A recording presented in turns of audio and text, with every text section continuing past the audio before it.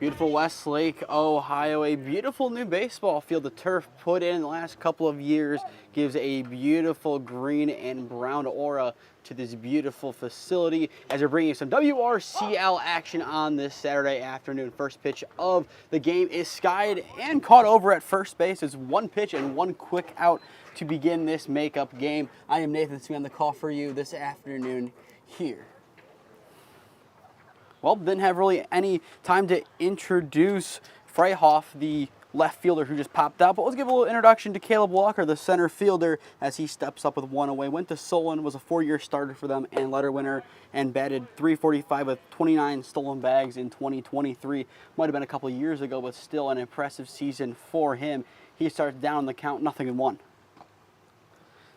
The pitch. Just misses up.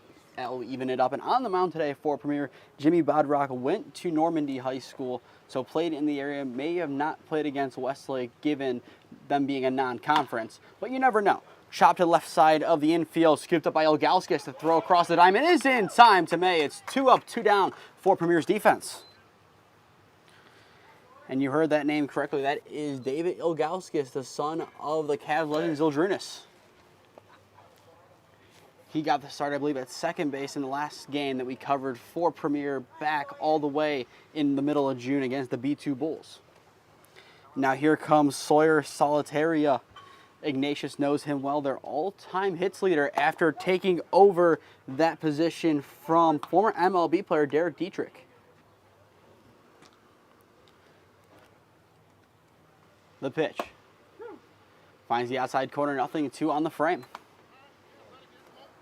Bodrock looking solid on the mound thus far, looking to get out of the inning. 1-2-3. The 0-2. Goes to left field and said Solitaria had other plans for that baseball, and it is well gone. Force was down to their final strike of the inning, but the Ignatius legend says, no, let's send this one over left field. It's 1-0 Force. Ladies and gentlemen, I've been covering baseball for couple of years now. Never got to see Ignatius play. I am jealous of Ignatius' broadcast. I figured to see this man play baseball for 4 years, if that is what he can do with a ball on an 0-2 count. It's going to be tough for Dom Costello to one-up that act, but he will attempt with 2 away. The pitch misses outside. It's a 1-0 count.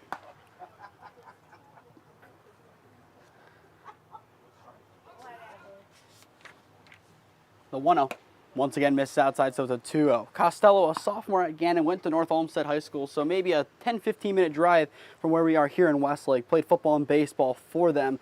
Was first team all-conference and district in baseball in 2023, I believe, and hit .227 with 18 RBIs, 4 doubles, 1 home run, 15 runs, and 1 stolen bag in 35 games this past year for Gannon. The 3-0 count. The pitch from Bodrock. Clips the corner, so that will give him a chance with a 3-1 count. If you're just tuning in, with an 0-2 count, Solitaria hit the ball over the left field fence, which now gives Force a 1-0 lead and now a runner at first. So the first 2 went down with relative ease, but since then, a home run and a walk.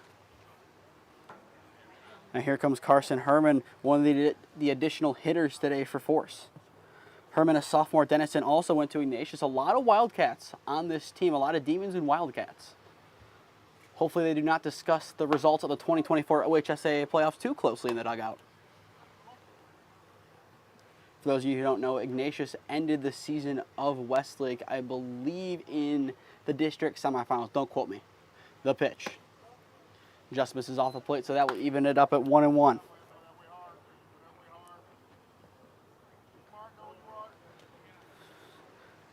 For Premier next inning, Brazaitis, Amos, and Masiak will begin the game at the sticks.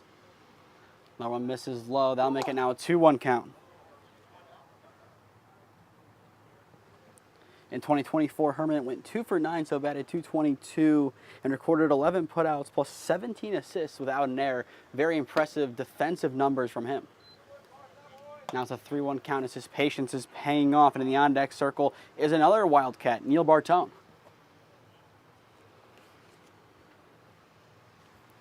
Bodrock needs a get-right pitch here. It's a 3-1 count.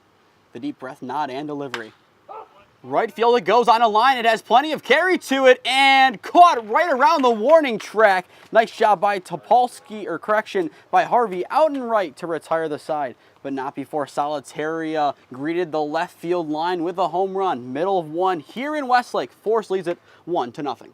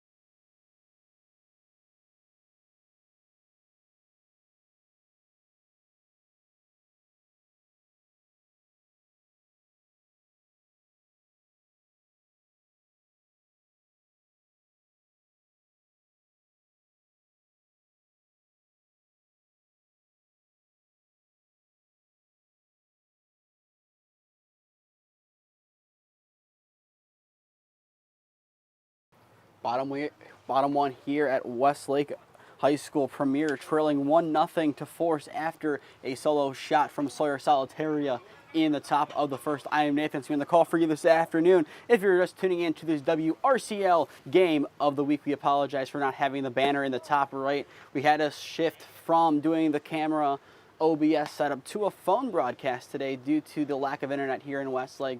But we're going to make do with what we have and give you the best broadcast possible. The pitch misses outside, so that makes now a 2-0 count. On the mound today for Force is Xander Gendricks, the freshman, I believe going to Arizona Christian, went to Ignatius. Stop me if you've heard that one before in this game. But the one game that I was able to find from him this year, 7 innings pitched, 6 Ks, 86 total, and a 7-2 win over Cathedral Prep, the Pennsylvania school, on May 3rd. So he has plenty of good pitches in his arsenal that he'll look to go to today. Force also coming off a good 1-0 win yesterday over T3. That helps them get back in the playoff race, and they will also have a doubleheader against Premier next Sunday on the final day of the league season, which could end up deciding their fate if Release does their job and helps them out with 2 big wins tomorrow. It's a 2-2 count. Gendricks looking to get out number 1. The pitch. This is well outside, so we have a full count, 3-2 on Brazaitis. After him, it goes to Amos.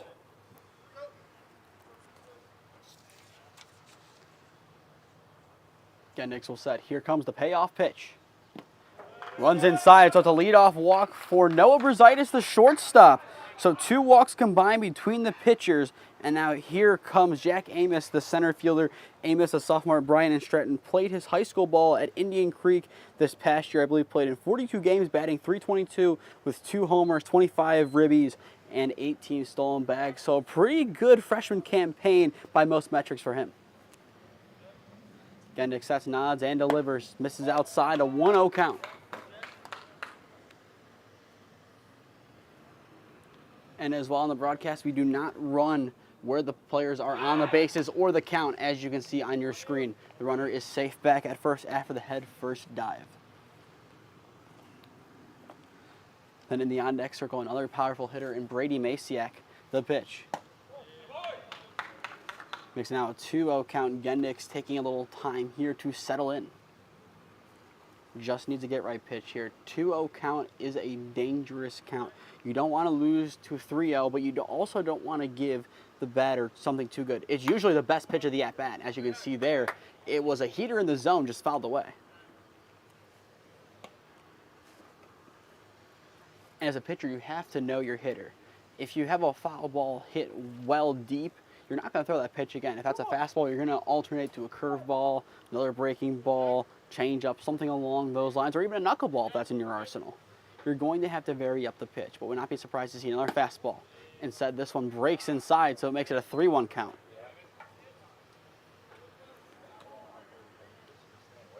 Premier liking the opportunity they have early on in this game to put 2 ducks on the pond with none away. Gendix nods and deals.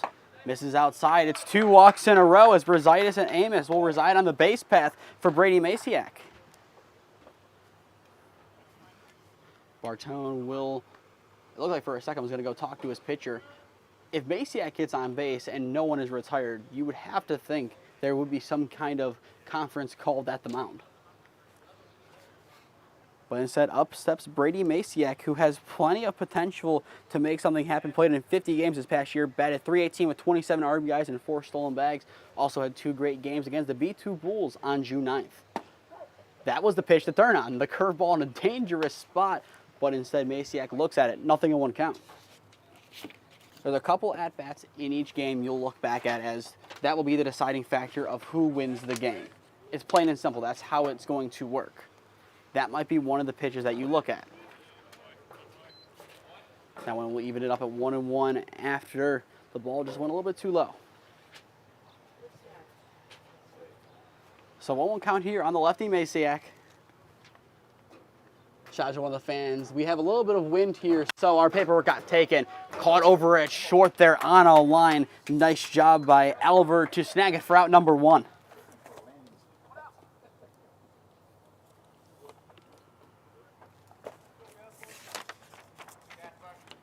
After that line out, up steps Zach Gaspar, another player who did plenty of damage on the doubleheader back on June 9th. He looks to do that once again.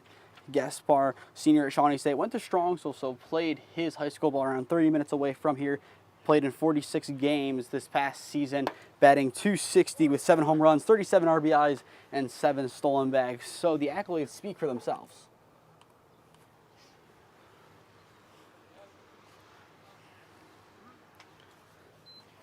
It's a 1-0 count. Gendix will deal.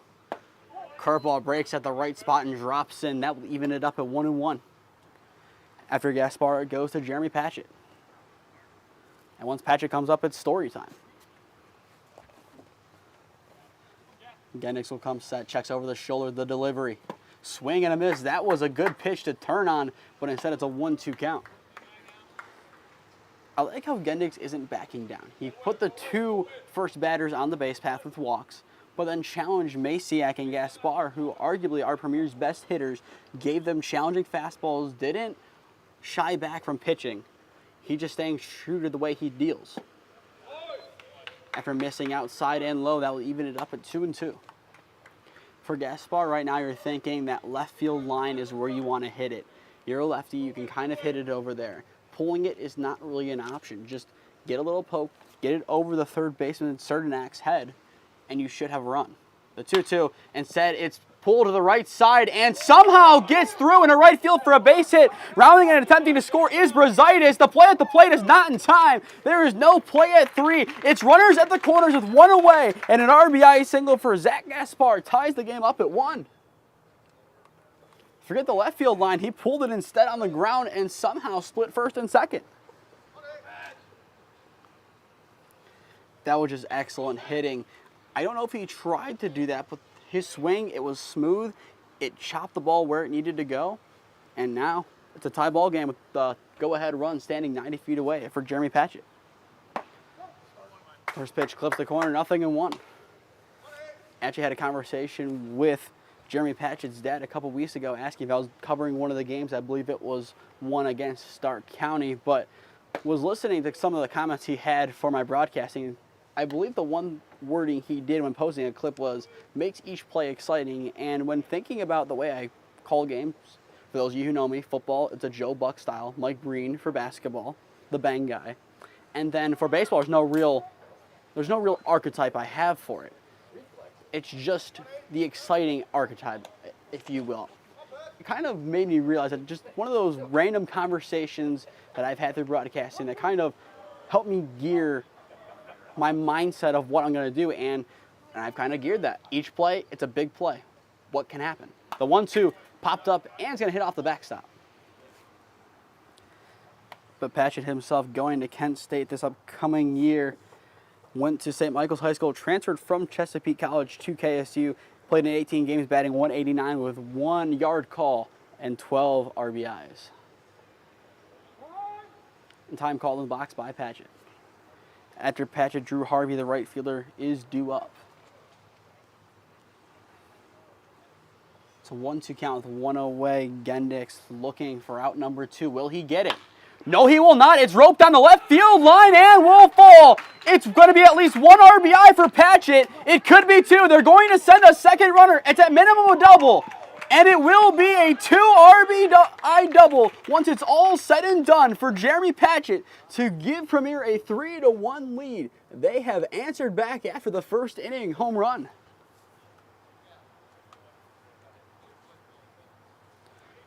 Just a good piece of hitting, roped it down the left field line, but no one even close. Had plenty of carry to it.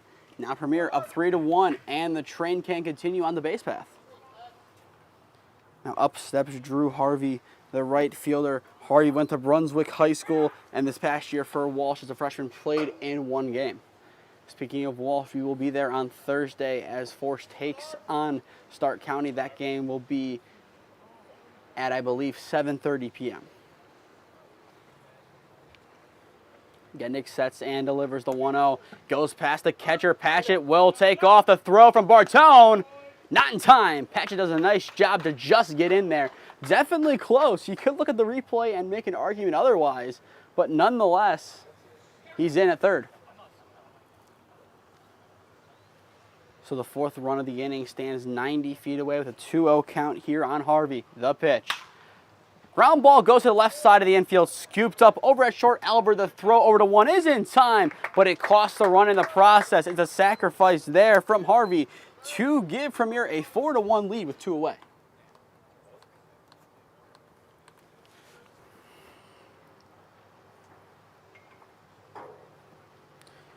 Bases cleared now for Dylan May, the first baseman, and May had a couple nice plays in the doubleheader against B2. I believe started game 2 over at first. Curveball to him first, gets him to chase. It's a 0-1 count. For Force next inning, Bartone, Topolsky, and Barman due up. Gendix sets and delivers. Almost going to run in a little bit too far inside.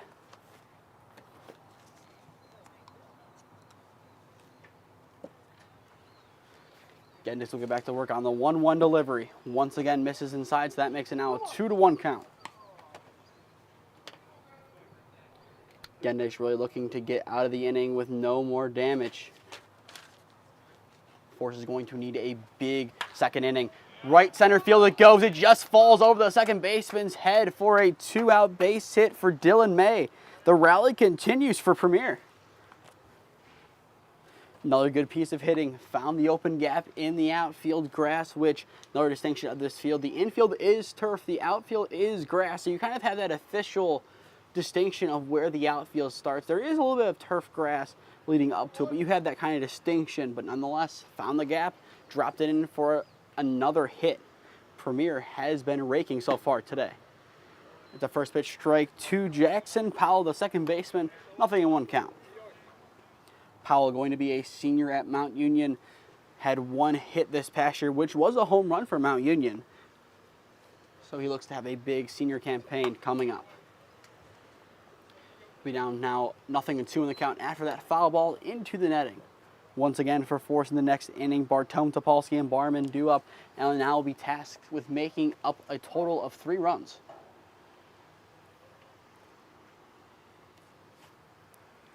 Gendix will come set. It's an 0-2 count. The pitch. Hits him.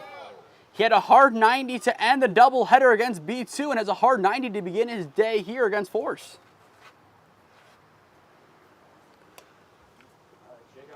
Jackson Powell may be Brandon Geyer in disguise. Now, I believe it goes now to the catcher, Ed Ramos.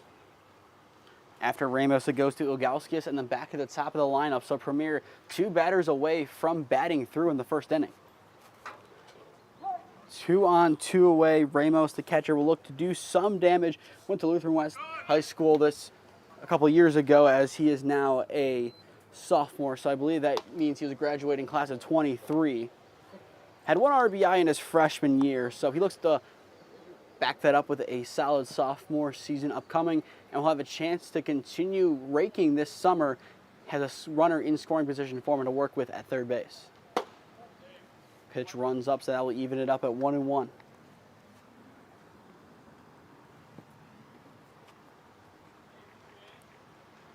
Gendix still looking for out number 3. The pitch. Left field it goes. Do we have another home run? Yes, we do! It's a 3-run home run for Edwin Ramos to give Premier now a 7-1 lead. 7 runs in 1 inning for Premier. What can't this team do? And what can't Ed Ramos do as well?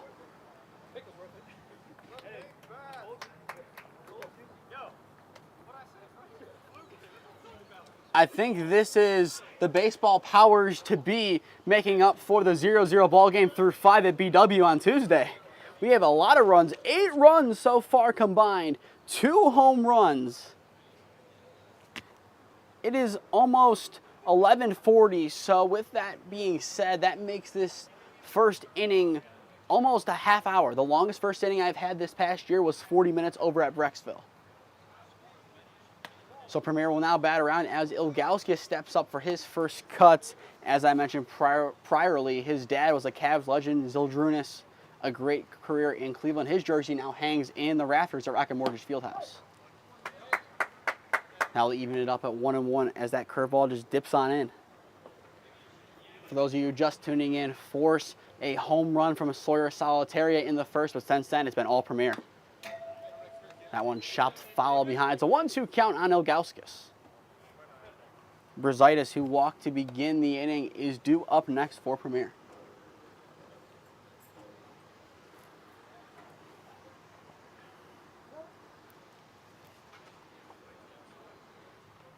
Gendix will set. Can he finally get out of the inning? Not on that pitch, as it's grounded to the left side, and we have a coaching fielding play in the third base box.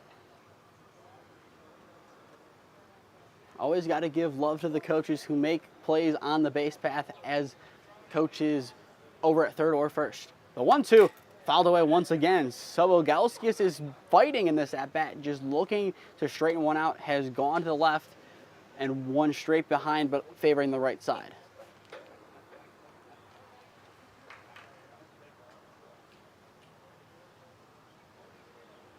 Gendix will deal the 1-2 once again.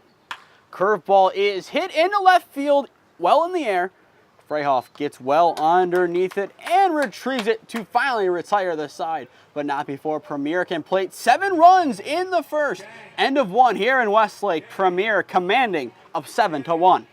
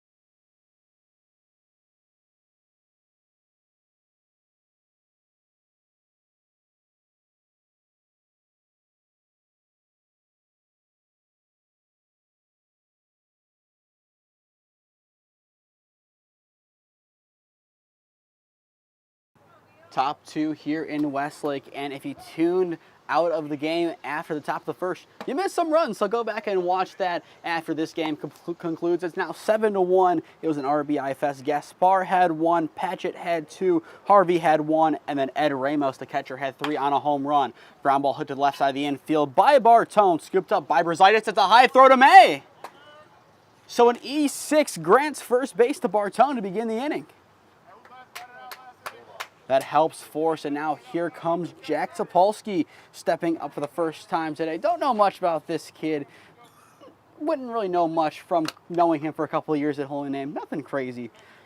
In all fairness, one of the best players I've seen play for Holy Name in my time covering Holy Name sports. Sophomore at EMU now, batted .338 in his senior year, was a big part of winning that game against St. V's in their final game at their old home facility. First pitch to Topolsky hits the corner, 0-1. But Topolsky's junior year was one of the best junior years ever seen by a pitcher at Holy Name. Don Marchetta had a comparable season, but Jack Topolsky in 2022 was a special player.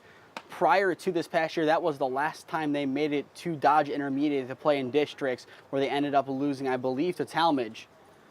But nonetheless, he was a big reason why they made it that far. Him and Connor Preisel, who now is at Miami as a 1-2 punch, was special to see. And he even got some action in a playoff game in 2021 after the now Heidelberg Jackson Powers was pulled from the game. Topolsky, who started behind the dish, moved onto the mound and finished the game off.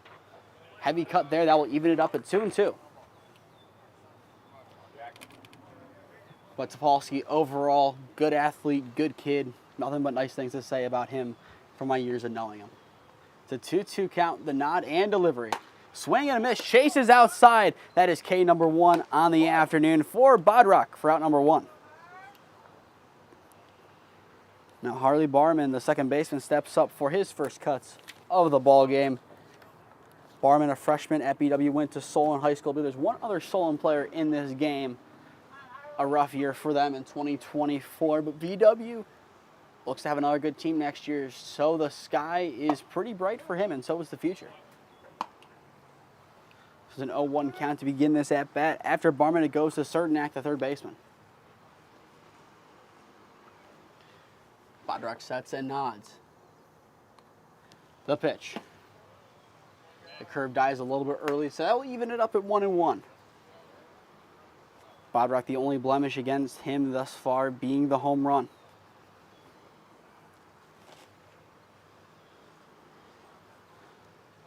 Takes a deep breath and delivers. Curveball almost hit him, but died as it curved at the last moment. So that makes it now 2-1.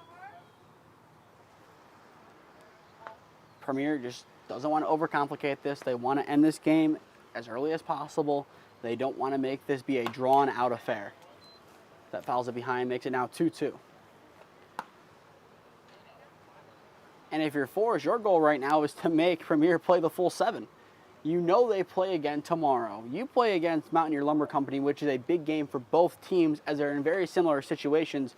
Mountaineer more likely to make the playoffs, but nonetheless, it's very similar scenarios for both teams as they're a couple games back of the second place team, or are the second place team in the case of Mountaineer, who is a game or two ahead of the B2 Bulls, Force trailing behind Premier, and could be released tomorrow depending on how that game goes. But I believe if I did my homework correctly, they're hoping for release to get the sweep. So full count, 3-2 here on Barman. Cernak awaits eagerly in the on-deck circle. It's a big pitch here for Bodrock, looking to get out number 2 at the plate. The payoff pitch. Ground ball chop to the left side. Ogauskas bobbles it over at third. There is no play at 1. The hustle gets him there without a fuss. 2 on with 1 away now for Force as they look to mount some runs. So here comes Cernak stepping up for the first time today.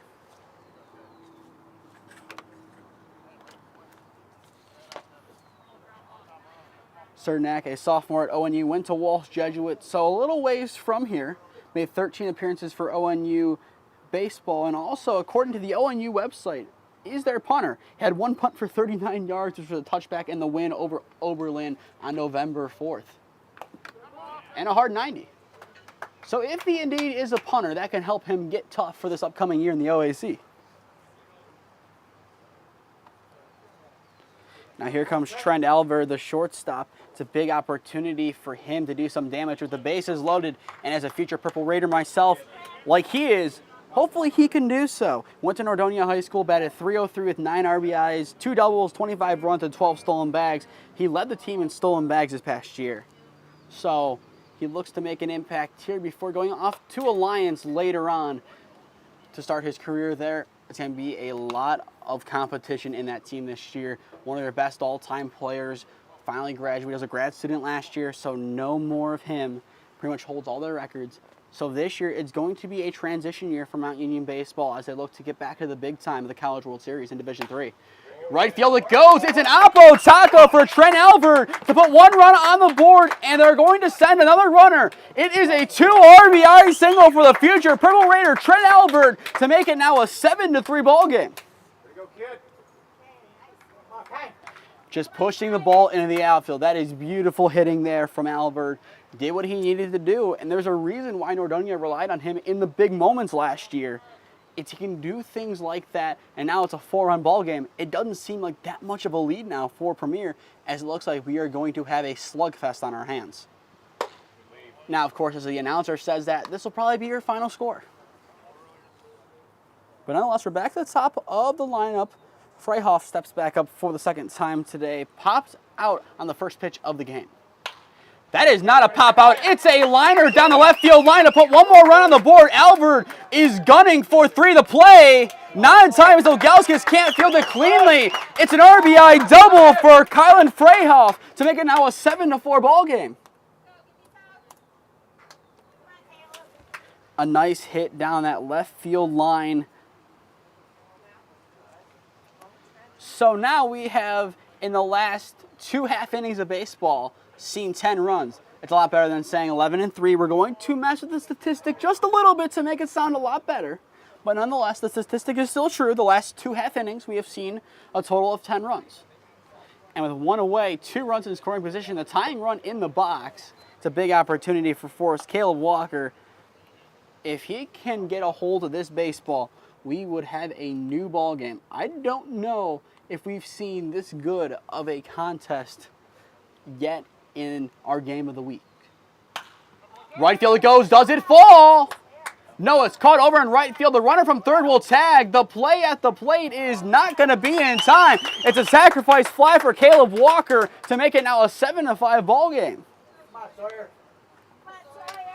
And if you're Force, if anyone could step in the box with this opportunity, you would want Sawyer in the box. I believe anyone on that team, I believe their head coach would agree, you put Sawyer in the box with all he has to do being hit a home run to tie the game. You say all he has to do because it's Sawyer. First pitch curveball in the zone, 0-1. If you missed his first at-bat, go back and watch it. Had a nice ball nuked into left field, which made it a 1-0 ball game at the time. A lot of runs since then. We've seen a lot of interesting baseball in the last couple of minutes. The pitch. Runs inside, they'll even it up at 1-1. And also it's interesting to see how Bodrock will reply. He gave him something to hit last time, and he regretted it. So what can he do this time around? Would not be surprised to see him attack that outside corner. Force him to push the ball in the right field. Everyone's playing over to the left, yes, but force him to push it out there. That's the pitch he needed to throw. It just missed the zone, but a challenging pitch. He attacked the outside corner, and then that's trying to make him react and just push the ball over to right field, similar to what Albert did. So now a 2-1 count. Bodrock will come set, checking over his back shoulder. The pitch. That was a good pitch for Sawyer to unload at, but holds back instead, so that will even it up at 2-2. Be a big K for Bodrock to earn the tying run in the box. He'll come set, checking over that back shoulder once again. The 2-2. Chop to the left side. Ilgauskas scoops it. The throw across the diamond. It's going to be tough. It's in time. Over to May. A nice play from Ilgauskas to retire the side, but not before Force puts 4 more runs on the board. Middle of 2 in Westlake. Yes, the middle of the second inning. We have a 7-5 ball game on our hands, ladies and gentlemen. In the words of many fans, it's a lot of defense. We'll return in a minute.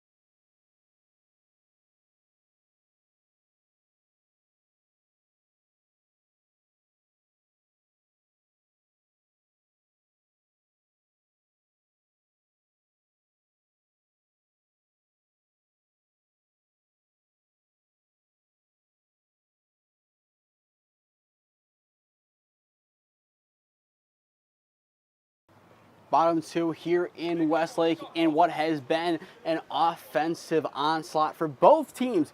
It's a 7-5 ball game. Yes, 7-5. Premier put 7 across in the first inning. Force put 1, and then in the second put across 4. It's been a great game here on a beautiful turf field in Westlake. Game was supposed to happen a couple weeks ago, but the weather said not so fast, in the words of Lee Corso. But here we are today playing some baseball. It's game 2 of a doubleheader, as game 1 was last week, and that was a great game. Actually was joking with the coach before the game. If that game was any indication how this one would go, we have a great game on our hands. One team was already at the losing score of that game, which was 8-7. Gendix misses outside, so it makes it now a 1-2 count here on Brunswick. It's Brunswick, Amos, and Maciak due up this inning for Premier, so the heart of their lineup is waiting. Here's the 1-2 from Gendricks. Misses, so that'll make it now 2-2. Gendricks has still attacked on each pitch he has thrown. He's not letting the last inning get in his head, and that's what he needs to do. Just needs to keep a steady head and just pitch the way he knows how to pitch. It was 0-2 and now 3-2. Brunswick looking for a second straight walk. Force also needs to be careful how many pitchers they throw in this game, as they have another game after this against the Mountaineer Lumber Company. Should be another good game, but that one will not be broadcasted.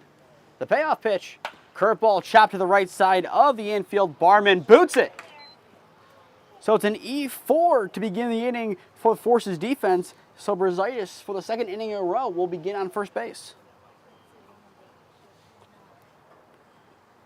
Believe that is now the combined second error of the ball game. And now up steps Jack Amos, who also walked his first time up. We're looking to get some runs back. They don't need to get all 4 back, but they would like to get some runs on the board here. The pitch, curveball dropping in, 0-1 count. And with the game being at 7-5, Premier averages 7.57 runs per game, excluding forfeits. Force averages 3.64. So if Premier puts 1 more run across in 2 innings, both teams would be over their runs per game average. And I think it goes without saying that both teams defensively are well above their runs per game allowed average. So now 1-1 count here on the center fielder, Amos. Gendricks sets and delivers curveball, gonna break well outside, makes it now a 2-1 count. Patience is key right now for Premier. Like I said, they don't need to do anything crazy right now. They lead by 2. If they can put some runs on the board, that would definitely be beneficial. But they don't need to get it all back right now. If they want to win the game by the 6-run lead they had leaving the first inning, there's still time to get those runs back. And as for Premier, they're having a new arm stretch over in left field. The pitching changes might happen a little bit earlier today. The 2-2 count, the pitch. Ground ball hit to the right side, scooped up over at 1. The play is made over to 1. It's not in time. So the first baseman got the out at 2, but not at 1. It's a fielder's choice for out number 1. Nice job there by Costello to come off the bag. He could have made the play at 1 and left the lead runner, but he knew he had a very good opportunity to make something happen at 2 and did. And that is very beneficial when you have an RBI machine like Masiak due up next. And now he steps in. The lefty will look to get on base this time. Flew out his first time up. Gendix sets and delivers. Misses well outside in the other batter's box. It's a 1-0 count. For Force next inning, Costello, Herman, and Bartone due up. The 1-0, ground ball, chopped right side, and a coaching fielding play in the first base box. The throw is not there though, so it's an EC1 over there. Or if we're going technical with the bases, it's an EC3. Had the field, but not the throw. So for those keeping score in the coaches battle, third base coach for Premier 1, first base coach for Premier 0. It'll be interesting to see the final score of that game. Runner goes, the throwdown, it's an excellent chuck from Bartone, the tag bobbles out. Albert didn't have enough possession. The tag may have been there, it was close. But with no balls, a stolen bag for Amos. So now 1-2 count here on Masiak, a runner in scoring position with 1 away. And the on-deck circle is Gaspar, who had the opening RBI for Premier. Gendix deals. Misses in a similar spot to his first pitch of the at-bat. That will even it up now at 2-2.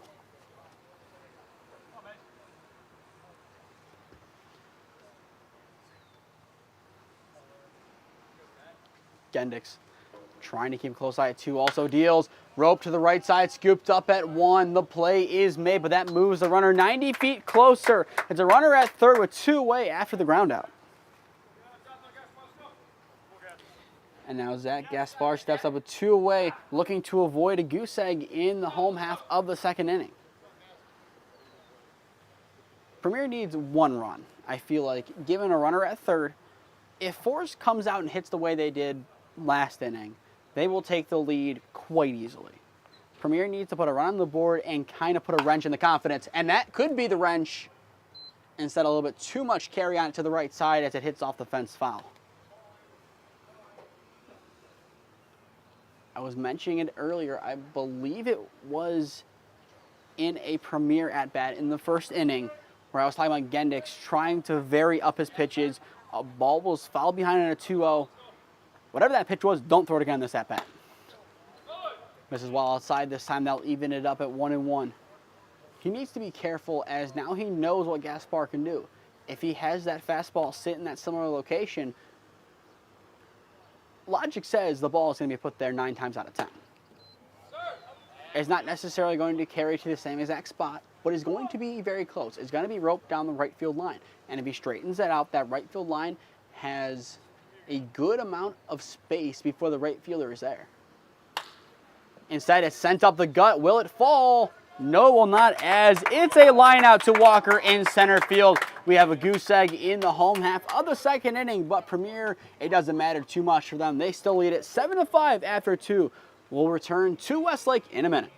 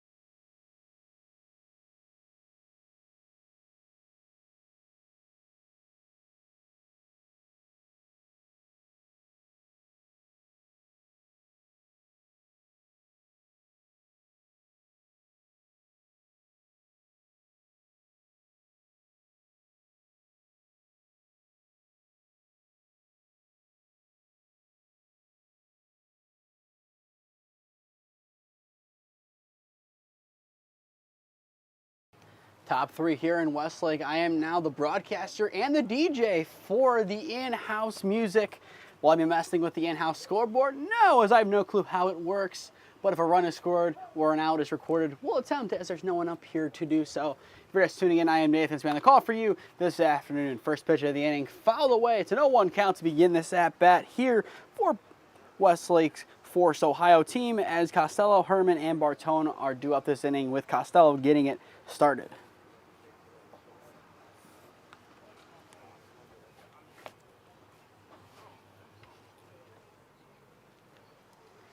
So now it's an 0-1 count.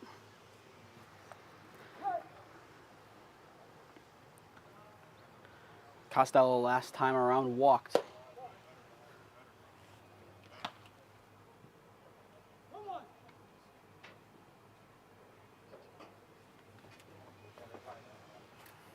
Bodrock will set and deliver. Fouled away to the left side. Second foul of the game as Premier will have some action in their bullpen. Can't see exactly who that is from here. But with 2 strikes, Costello will get to work. The pitch. Misses well out and outside. Would not be surprised if this is Bodrock's last inning of play, but nonetheless, he looks to end on a high. The pitch.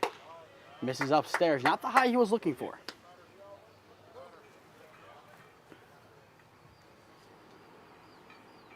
And over to the far side, I believe some of the coaching staff of the Mountaineer Lumber Company is starting to roll on into Westlake, Ohio. And that curveball drops in for strike 3. An excellent pitch there from Bodrock. 1 up, 1 down to begin the top of the third.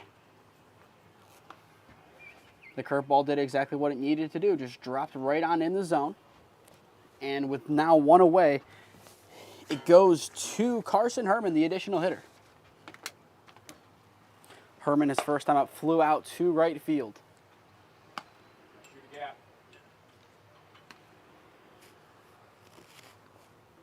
That next game will also be a pivotal clash. Force looking to get some wins on the board going into the final week. Ground ball hit to the left side of the infield. Brunswick throws across to May. The scoop is in time. It's 2 up, 2 down in the top of the third. Nice simple play from Brunswick. The last time, believe he overthrew May. So he slowed things down, made the simple play, and got out number 2. Now here comes Neil Bartone, the catcher. Reached on an error, speaking of the overthrow from Brunswick, his last time up. Bodrock will come set. Now the pitch. Hit off the bat to the right side and foul. Don't know if that was Bartone's intention on that swing given his reaction, but nonetheless a foul ball, 0-1 count. If that ball were to fall in right field, he would have looked like a genius. Bodrock will set and deliver. Curve changes course at the last moment and misses outside. That will even it up at 1-1 on the break. Coach Wisniewski going to keep a close eye over at his bullpen to see the readiness of his pitchers. The 1-1. Left field it goes. Does it fall shallowly? Yes, it does. It gets past the left fielder on the slide. Bartone will go and attempt to cruise on into second base, and he does. It is a 2-out double for Neil Bartone to give Force some life and now bring up the tying run. And now it looks like we'll have a courtesy runner. But looking at that play from Masiak in left field, don't know if that's the play you dive for. You let it fall in front of you, it's a base hit, a runner at first. The slide, I get why you do that. I get the effort of it. But at the same time, you have to keep in mind that the ball can sneak past. But lucky for him, Premier's defense, they're good. Masiak, a definite pro, he knows how to make the play.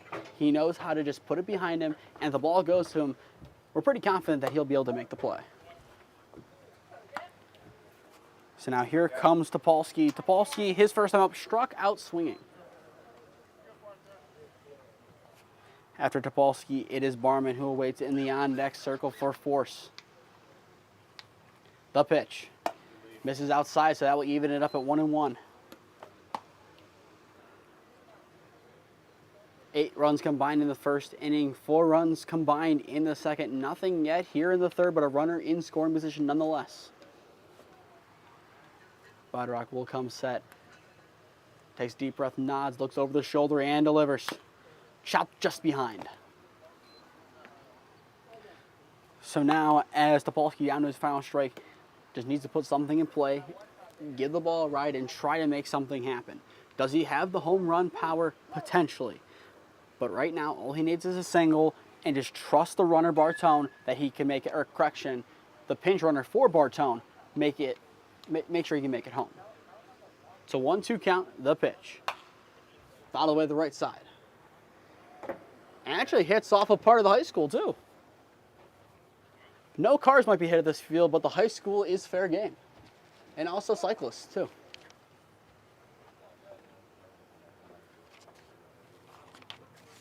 One-two count, Bodrock looking to get out of the inning unscathed. The pitch just misses. That makes it now a 2-2 count. Good eye shown there from Topolsky. Didn't hit last year at EMU, but going back to his Holy Name days where he batted over 300 in his senior year. He had a lot of good pitchers he faced in that campaign, a lot of good teams. Has to rely on that experience now. The 1-2, swing and a miss, a second K of the game for Bodrock. And that will retire the side. Middle of 3 here in Westlake. Force trails it 7-5.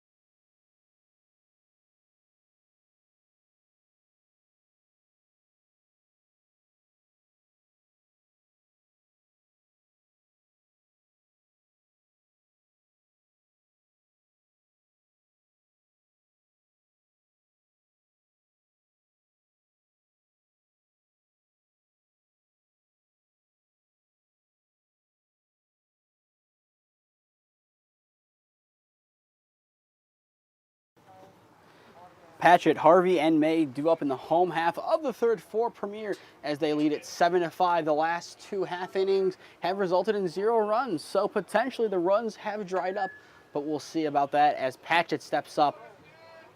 Definitely went, no! Wow! So 1-0 count to begin the at-bat.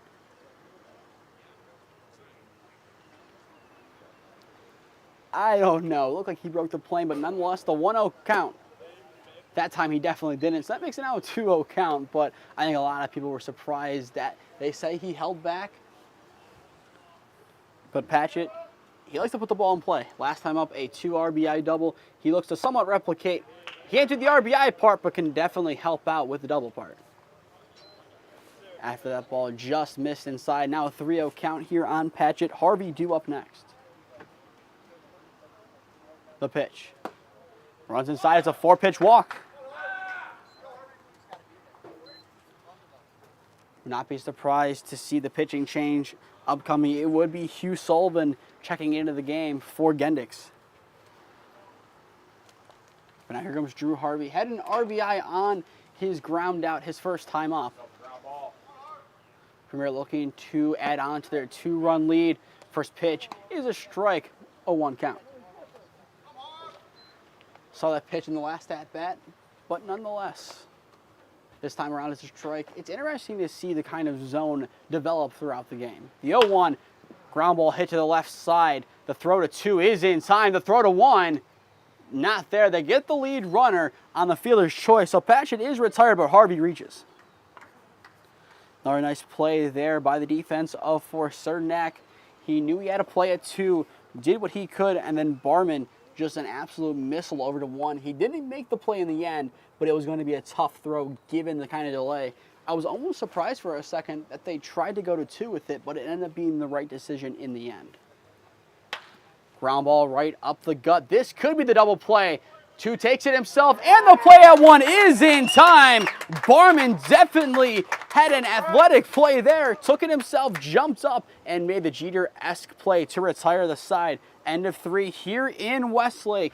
We now have a 7-5 ball game after 1.5 innings of scoreless baseball. Hoping to see the runs return when we return.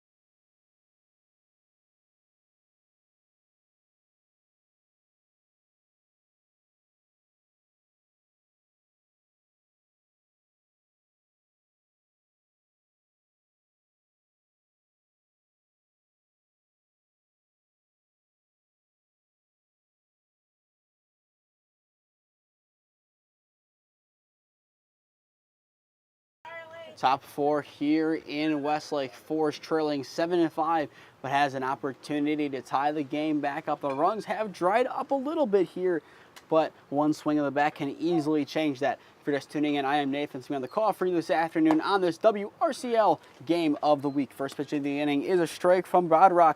A 1 count to begin this at bat on Barman. Then Cernak and Albert due up after him this inning. The 0-1. Fouled away into the netting, so now an 0-2 count on the shortstop.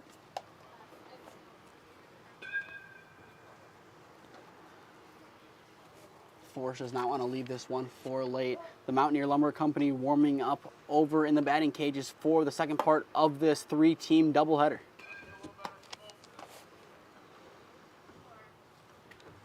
Premier still has plenty of action awaiting in their bullpen. Would not be surprised to see 2 or 3 more guys thrown going into tomorrow's game. The 1-2 is skied over to the right side. It might be in play.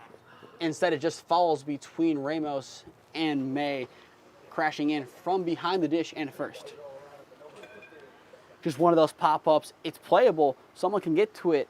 It's just in the Bermuda Triangle. Pitcher, first, and catcher going for it. You also have a similar Bermuda Triangle on the other side. The ball is just going to fall and get lost in it. It's just inevitable. Each player can make a good play on the ball. It's just, there's no way the play is made. The 1-2 trails well off to the right side. So that will even it up now at 2-2. Don't know the point that Coach Wisniewski would get to before pulling the pitcher. I think, given the signs, he's going to let Brodrock try to finish this inning. Ground ball to the left side, foul. No coaches over in the coaching box to try and make the coaching fielding play.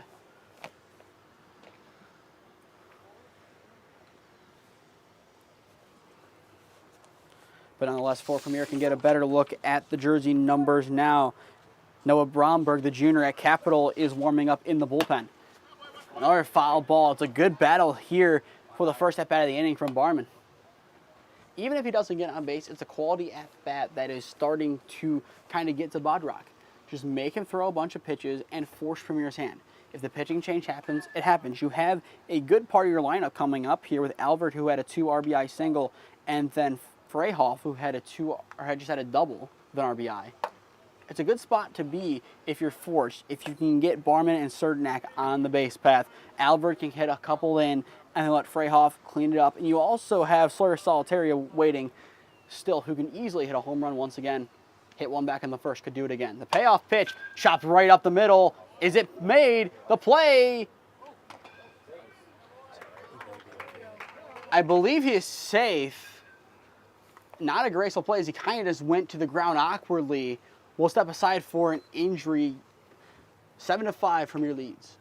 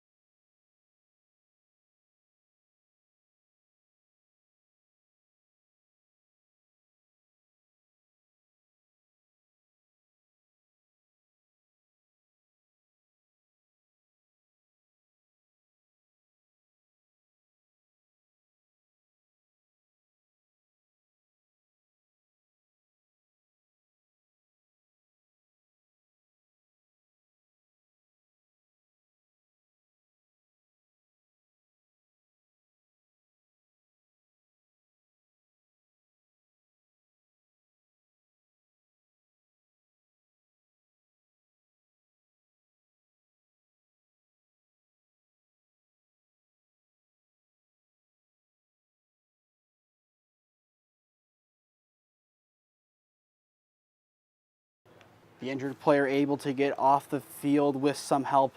Barman will probably exit the game and probably not play in either this game again or in the other part of the doubleheader, just hoping he's okay. Going to be a two-sport athlete at BW, so hopefully he will be able to continue his off-season workouts for football. Right out of the injury timeout, we have a double play. No, we do not. Almost had one. The pinch runner just gets back in time after the liner, but did the ball go in the dugout? Yes, it did. They got the lead runner, but at the same time, they didn't get the lead runner. So that makes it a line out and then a partial error. The scorebook, my scorebook's not official. This is just so I know what happens. It's a line out plus an error. We're just putting the line out in there. But nonetheless, here comes Trent Albert, 2 RBIs, his first time up. If he can put a run on the board, that would be huge for Force. It'd make it a one-run ball game. Nice block there from Ramos. It's not going to be a play in the box score, but it's going to be something that you would see in a highlight tape after the game of that is a big play. If that ball gets behind, the runner then stands 90 feet away from scoring, and it makes the pitcher's job a lot more difficult. He will be less likely to go low in the zone, which gives the batter more of an advantage of knowing where the ball will go. But Ramos had a couple nice blocks in the B2 doubleheader. He had the home run earlier in the game. Definitely well on his way to player of the game honors if the result holds. Have to preface that. You got to give player of the game to a player on the winning team. It's a 2-0 count, the pitch from Bodrock. Chopped right back up to the pitcher. Do we have a pitcher fielding play? Yes, we do. So Albert grounds out to the pitcher, but moves the runner along. We go back to the top of the lineup for Kylan Freyhoff. And now time is going to be called. It looks like Coach Wisniewski will make his call to the bullpen. That's the right idea. I agree with Coach Wisniewski's mindset here. Bodrock did his job. 3 2/3 innings, allowed 5 runs, I believe all earned. But in the end, they still have the lead. You make the pitching change now. If a run scores, a run scores. But I agree with this decision. You make the change, the runner moved along. You hear some cheers from Premier's side. We'll step aside. It's 7-5 in the top of the 4th, and it's a call of the bullpen for the home team.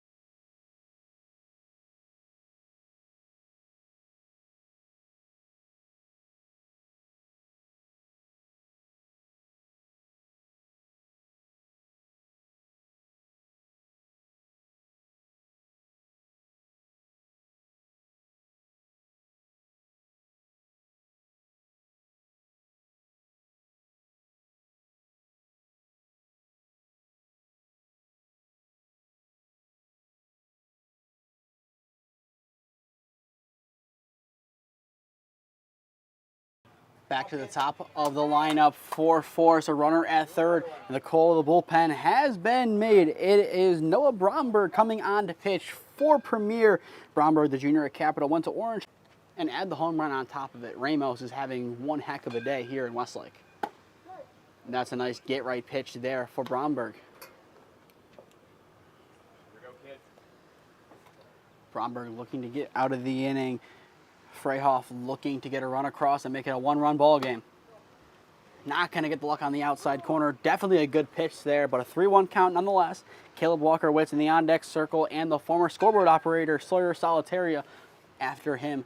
Had a great conversation with Sawyer. Shout out to him. He's had a good day. The 3-1 hit to the right side of the infield, scooped up. It's a necessary play, and the play is made. An excellent job by Powell over at 2. It's a simple but necessary play as it prevents a run from scoring, retiring the side. Premier gets back to the sticks as we go into the home half of the 4th. They still lead it 7-5.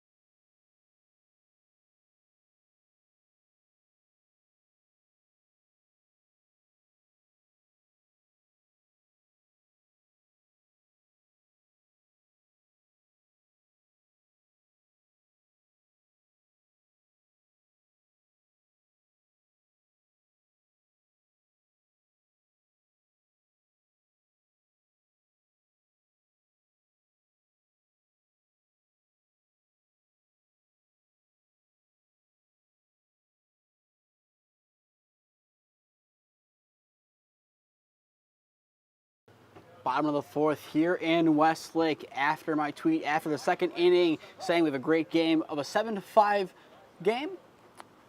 No more scoring since. It's still 7-5. If you're just tuning in, I am Nathan Smee on the call for you this afternoon.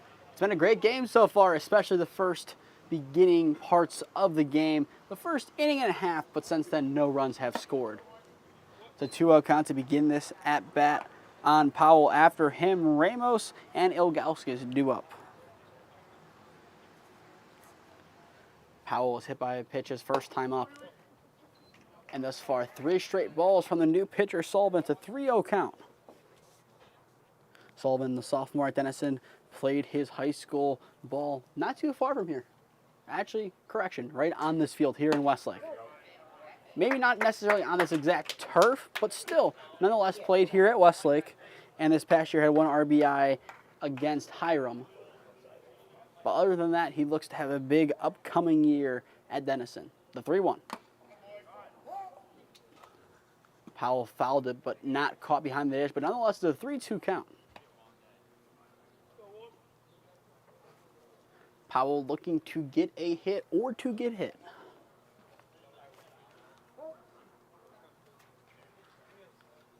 Sullivan coming set, the payoff pitch.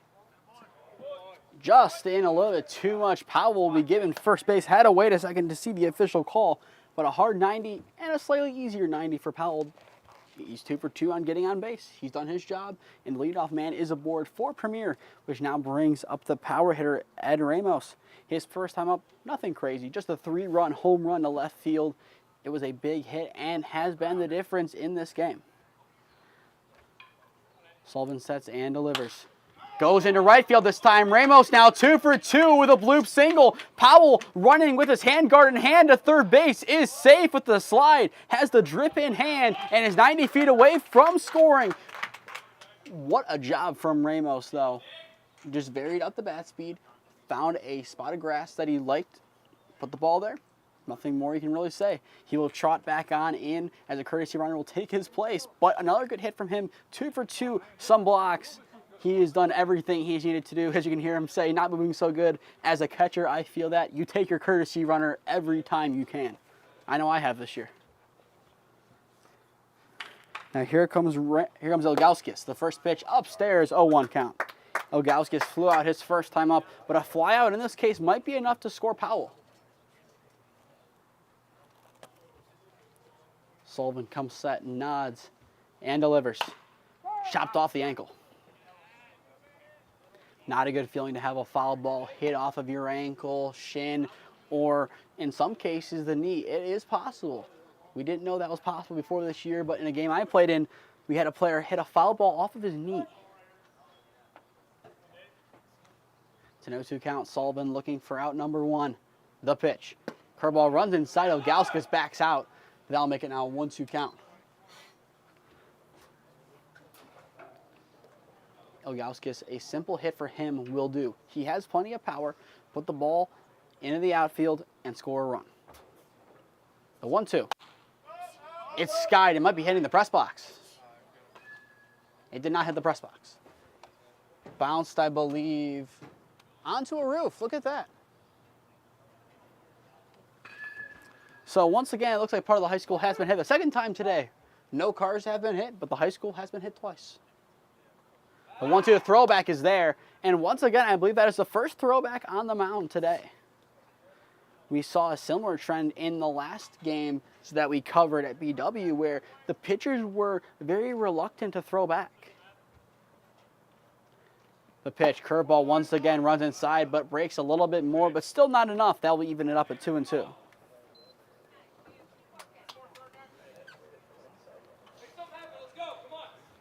2-2 counting here. Premier's dugout trying to encourage Ilgauskas. The pitch. Fouled in the glove. Nice job behind the dish by Bartone to keep it in the glove for the K and out number 1. Let's go. The pitcher is credited with a strikeout, but you got to give love to the catcher, Bartone. It's not easy to hang on to a foul tip like that, but he needs to. It gets the out with runners at first and third. Any play that is made in the field is danger waiting to happen in regards to runs. If you can make your outs at the plate, your first two, the third you can make in the field easily. A fielder's choice, a ground out, anything along those lines would be enough to end the inning. But you want to have that happen with 2 outs, not 1. Or 0. Oh! I think I can say pretty fairly that Bartone was one of the best framing catchers in all of NEO last year. Throwback to 1 is not in time.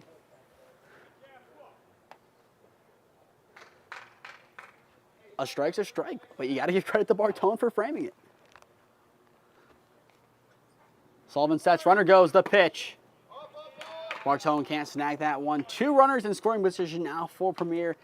Probably the better decision not to throw the ball down in the end. It's a 2-1 count now. No force at second base. No force anywhere else besides first.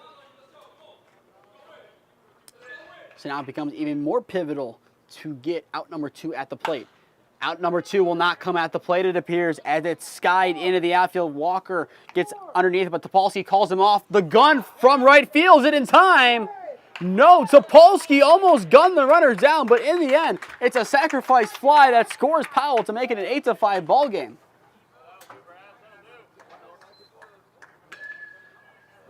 So Brazaitis does his job, and now Jack Amos with 2 away will step up. But if Powell had any less of a jump there, he would have been out at home. Topolsky called off Walker in the end and almost made the play that could have potentially swung all the momentum back to force. But Premier puts 1 run on the board, first run of the game since the top of the second. And with 2 away, a runner still awaits 90 feet away. Cracked into center field. Walker this time will call off Topolsky and see it into the glove to retire the side, but not before 1 run can score for Premier. And a 4 in Westlake. Premier, Ohio leads it 8-5.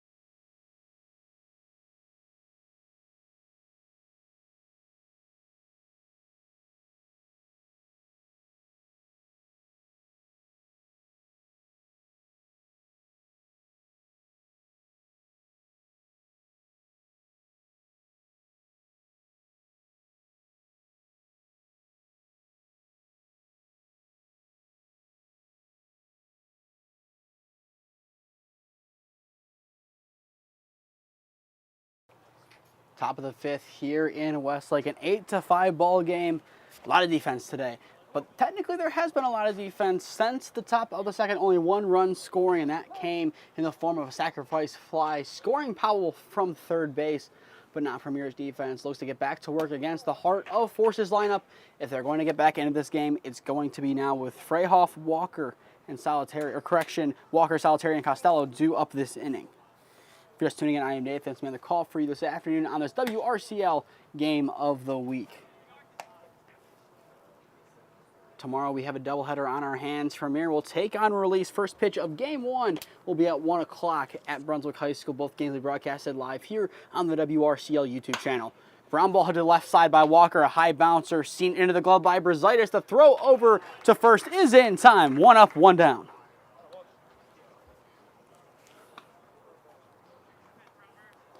Nice job by Brazaitis to chuck it across the diamond, and now here comes the danger zone. Sawyer Solitaria, the designated hitter, 1 for 2 today, but had a home run back in the first inning, and also has done an excellent job on the scoreboard today.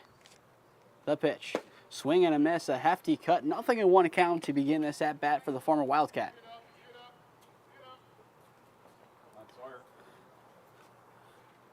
Bromberg getting back to work right away. Wheel deal. Misses low. After this, Force has one more game today against the Mountaineer Lumber Company. The Revere-based outfit will look to get a big win before the playoffs begin next week. It's going to be a good game between two teams with a very similar record. The pitch skips behind Ramos. Unfortunately, that game will not be broadcasted here. If Game Changer is a thing for either team, that's where you're going to find that game if you're a fan of either Force or the Mountaineer Lumber Company.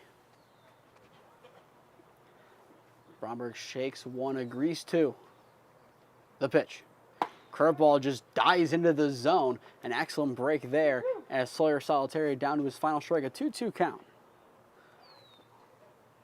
But keep in mind, last time he was in this situation with 2 strikes, that's when the home run came.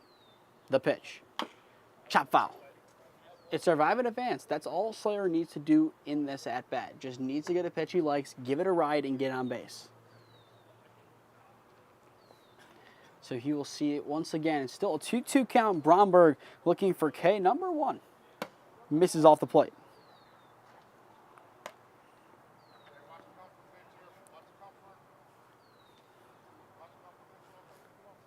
So now it's a full count, 3-2. Bromberg looking for K number 1. Solitaria looking to get back on base. The payoff pitch. Curveball thought about it, but instead holds off. It's a walk for Solitaria with 1 away to give Force some life on the base path. Excellent patience shown. You could tell he wanted to try and unload at that curveball, but he knew it was out of the zone, held up in the end, and made the right decision. And now up steps Dom Costello, the first baseman for Force. Had a walk and a K so far today. Bromberg sets and delivers. Cranked into center field. It's going over the center fielder's head, but Amos is able to get underneath it and retire Costello for out number 2. Nice job from him. Had to go back maybe 15 feet for the ball, but in the end, an easy catch out in center field.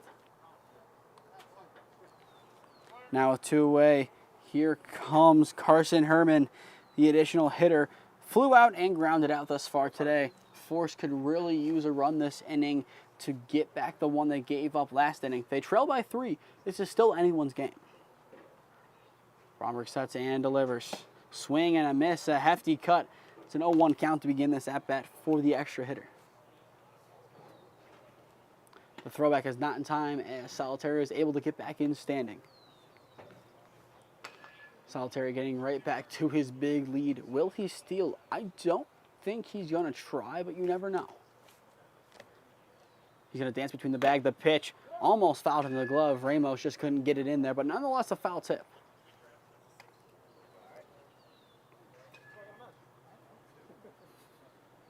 All right, whatever it takes, Carson. Here we go. In the end, Ramos, after getting hit, he doesn't care. He's just happy it was a swing.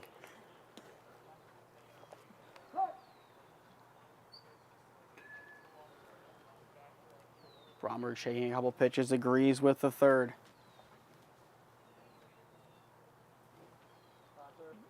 Time call in the box there, probably a wise decision as Bromberg just kind of sat in there for maybe 5 to 7 seconds there.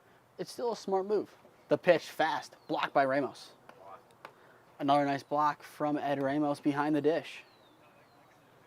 But that's the 3rd time in the last 2 innings he has made a crucial block. It's a 1-2 count after that low pitch. Don't know if he's going to go back to the fast pitch after that effort, but nonetheless, it was a good thought. Bromberg sets. Solitaria goes. Ground ball hit to the right side, but an easy play over at first to retire the side. Middle of 5 here in Westlake. Premier still leads it 8-5.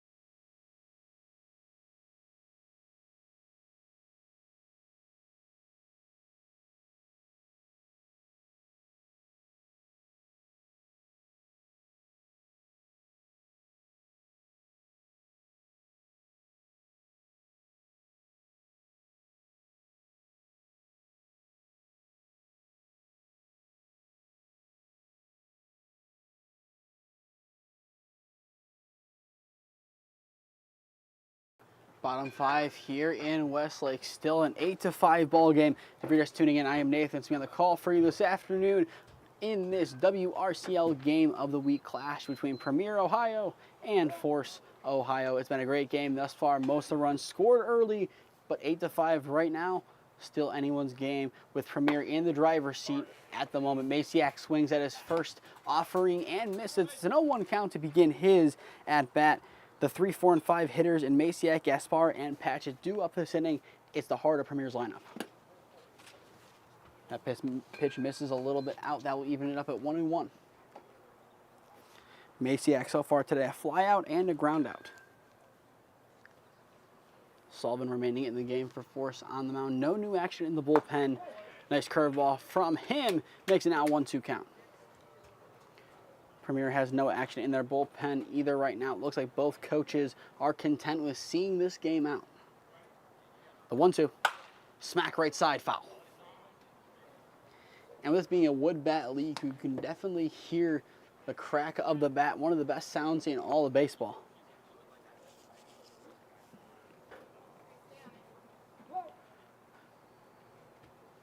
Sullivan's going to take a second here. Shake one, agree two. The 1-2. Misses low, a nice block behind the dish from Bartone.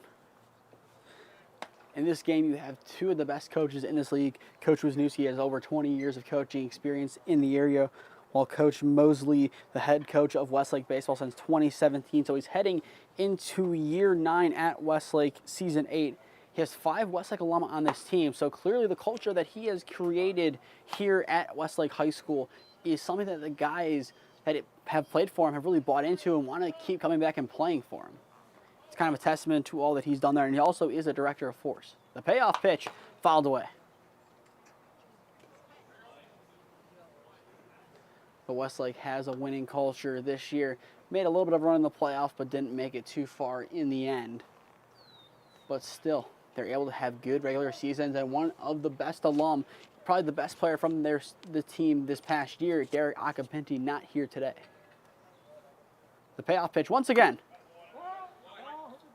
Fouled to the ground. Bartone thought he had it first, but just skimmed the ground first. We'll see the 3-2 once again. Nice fight from Masiak. Almost got rung up there, but he has an extra life. What will he do with it? Premier doesn't need a run right now. 8 probably the magic number in this game, as Masiak wins the war and the battle, as he will earn first base on a leadoff walk. So with 1 on, none away, up steps Zach Gaspar, had an RBI single all the way back in the first inning and also has flown out.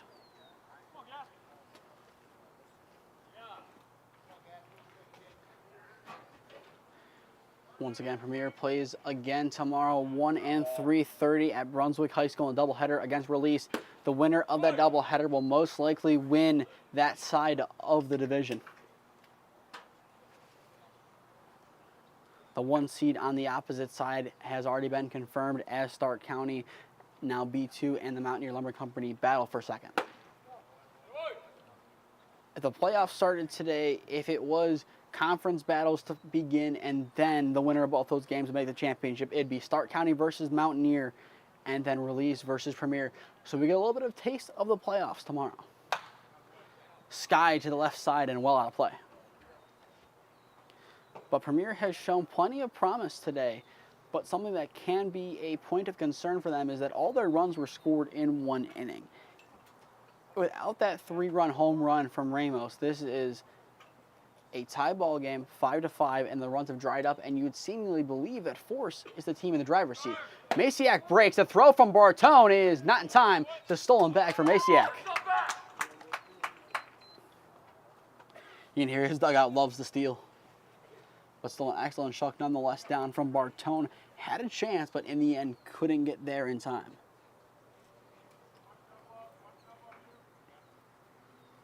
Sullivan will set the 3-1.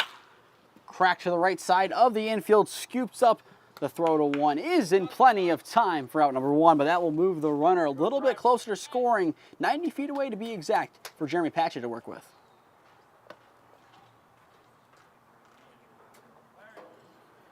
And Jeremy Patchett has had a good game so far today, a walk and a 2 RBI double. Patchett has a chance to do some damage right here. A runner 90 feet away from scoring. Potentially two of the best hitters on the team, both in the game right now. An 0-1 count after that hefty cut from Patchett. Needs to be patient, needs to find a pitch he likes and do something with it. Premier doesn't need to score this inning, but with a runner at third, they would like to. If you score all your runs in one or maybe 2 innings, it's not really a sustainable thing down the stretch, especially in the playoffs against a Stark County team who is going to try and put runs on the board early, but is also content in taking you late in games. 1-0, 0-0. They're fine with leaving all their runs for the end. You don't want to be the team who has to play against that. Patchett pops that one out of play, so now a 1-2 count. But Stark County definitely the favorites. But Release took them to a good game, beat them 8-6 at BW in game 1. But then the next game, 3-0. That was Stark County playing baseball the way they know how to play, playing at their own tempo, their own pace. It's a 1-2 count, the pitch. Hits him. Just clips the elbow, I think, but nonetheless, it's the hard 90 for Patchett, who has reached all 3 times he stepped in the box today. Now with runners at the corners, Drew Harvey, the right fielder, steps up. An RBI on a ground out and the fielder's choice thus far today. Bartone's going to give a call to his infield on the first and third. Could we see a throw through or could we see a cut? Would not be surprised to see the attempted cutoff.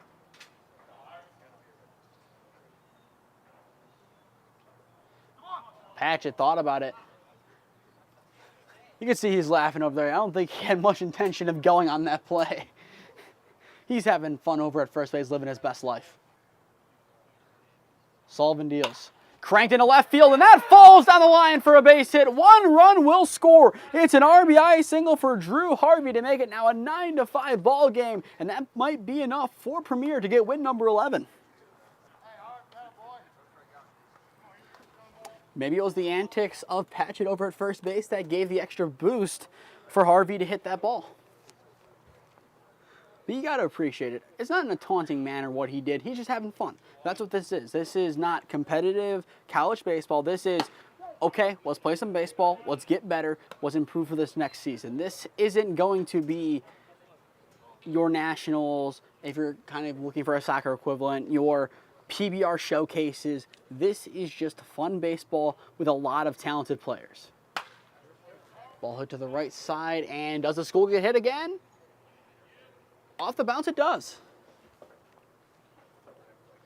And that is why you insure your house, your business, whatever it may be. If it's brick and mortar, that's why you insure it. It's an 0-2 count here with 1 away. May looking to do something with the ball. Give it a ride. The pitch. Curveball. No! A good miss there from Sullivan. I think all the Force fans and their bench thought it was going to be in the zone. I believe they say it missed inside. If anything, I was going to say it missed low. But nonetheless, it's a 1-2 count. Can Sullivan dot the corner this time around? The throwback to 2. Not in time. Patchett almost caught in La La Land.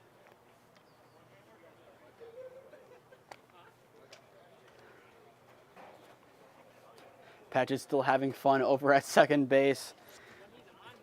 So 1-2 count. The pitch. Curveball hits him. Second hard 90 and 3 batters, and that will load the bases for Jackson Powell. Powell so far today, speaking of hit by pitch, he has been hit once and also has walked. He had a hard 90 RBI against B2 a couple weeks ago. Do we see lightning strike twice? Sullivan will come set. The pitch. Runs upstairs. That'll be a 1-0 count. Powell had 1 home run this past year for Mount Union as a junior, and going into his senior year will look to make an impact in a relatively wide open race to start. The 1-0 runs a little bit low this time, so that'll now make it a 2-0 count. Powell doesn't have to do anything crazy here. Just get a barrel on the baseball, put it in play, and preferably, if you're Premier, not on the ground, as double play ball could be in effect. The 2-0. Swing and a miss, a hefty cut. You can't blame the effort to try and swing as hard as you can at the ball, but nonetheless, now a 2-1 count.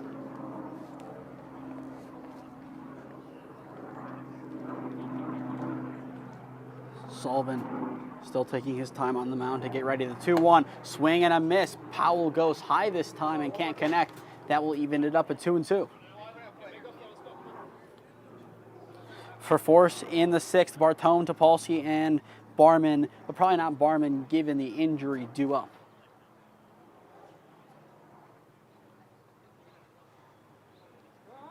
Now time called in the box by Powell.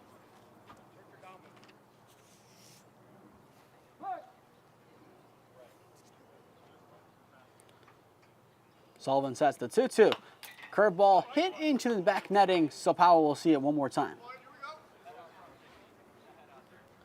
Ramos awaits in the on-deck circle, 2 for 2 thus far.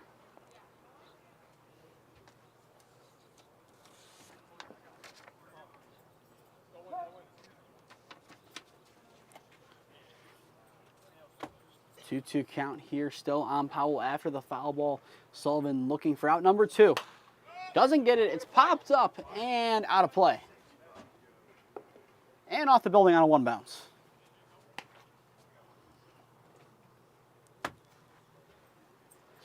Once again, we're back on tomorrow at Brunswick High School for a doubleheader between the top 2 teams in the division as Premier hosts release. Should be 2 good games. First pitch of game 1 should be around 1 p.m. The 2-2. Popped up to the right side. It's playable. Is it in the Bermuda Triangle over there? No, it's not. It's caught. The runner thought about tagging, but in the end, it's going to hold. But a nice play over from first to get the out. I believe that was Costello who made the play. Actually, looks like someone else is over. That looks to be, if my roster is correct, Cam Allen who made the play. Well, correction, actually, that was Costello. Forgot his jersey. There we go. You have rosters for a reason. You also have to have the new numbers. But nonetheless, with 2-way, here comes Edwin Ramos once again. We also had for Premier, I believe it was Reed Fleming, the junior at BW, who we should see tomorrow. Unfortunately, may or may not have lost his jersey in Columbus, so he is now, I believe, wearing number 16. That one cranked into left field. Is it a second yard call? Yes, it is. Say sayonara to that baseball. It is the second 3-run home run of the afternoon for Edwin Ramos to open the skies once again for Premier. 1 home run in a game is impressive enough. 2 home runs is a different level, but 2 3-run shots is in a different universe. What a hit.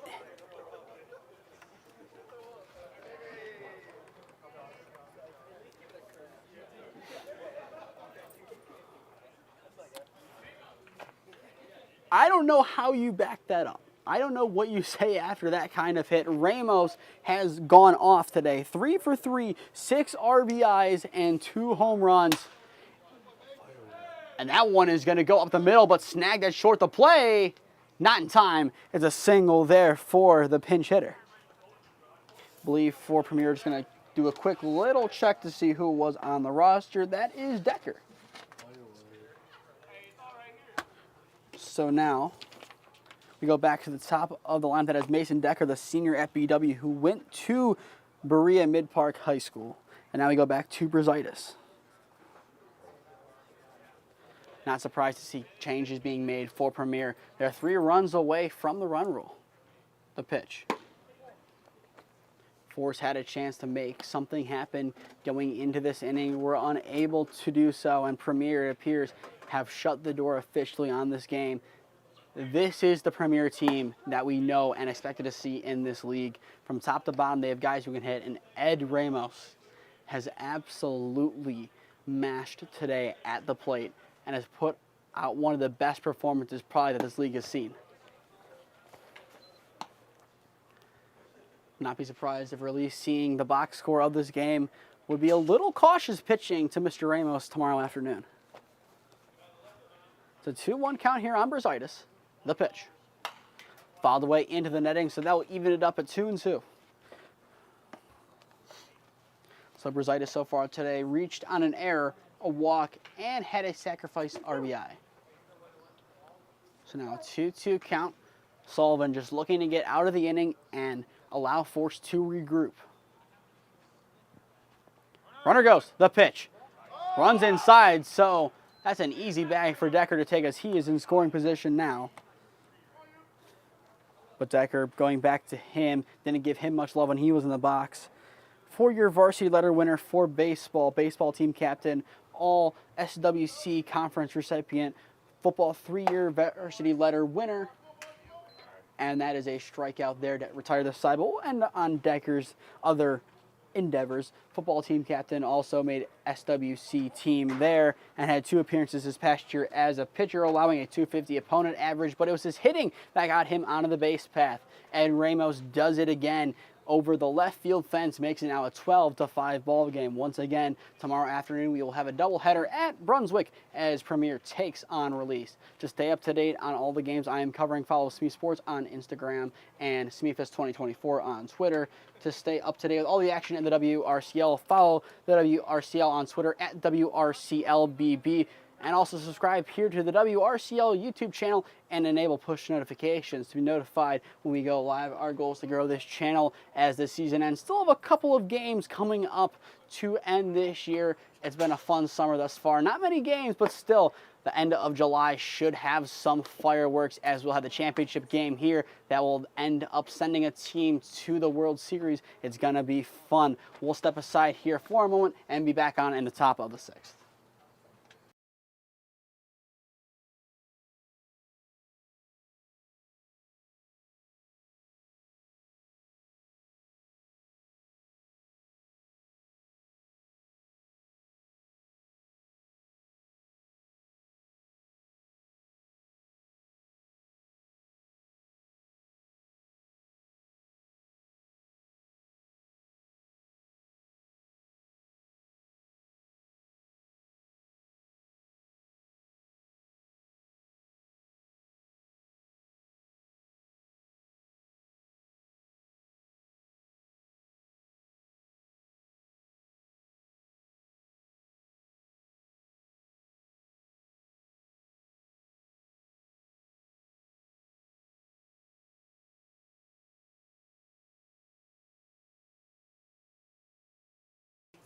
Top 6 here in Westlake. Premier leads at 12-5 after another 3-run jack from Ed Ramos, who now has 6 RBIs on the day and has been the difference. I am Nathan Smee on the call for you this afternoon. If you were just tuning in, Bartone, Topolsky, and then Barman, who we believe got shaken up last time. Don't know who is in for him right now, is due up this inning. That pitch misses well outside from Bromberg. A little bit of a recap of today's game. Back in the first inning, Sawyer Solitaria on an 0-2 count hit a ball over the left field fence to give Force a 1-0 lead. Premier responded with 7 runs of their own, including a 3-run home run from Ed Ramos. Then going in the top of the second, Force got 4 of those runs back, put some good baseball together. Albert 2 RBIs, Freyhoff an RBI of his own. But then a little bit of a gap between the next run scored. 1 run was put on the board in the bottom of the 4th for Premier, and then 4 in the past inning, 3 of which came from Ramos. And it's a leadoff walk for Bartone, which takes us to where we are right now with Jack Topolsky stepping in. Topolsky 2 Ks so far today, looking to get on base with a runner on and now a courtesy run.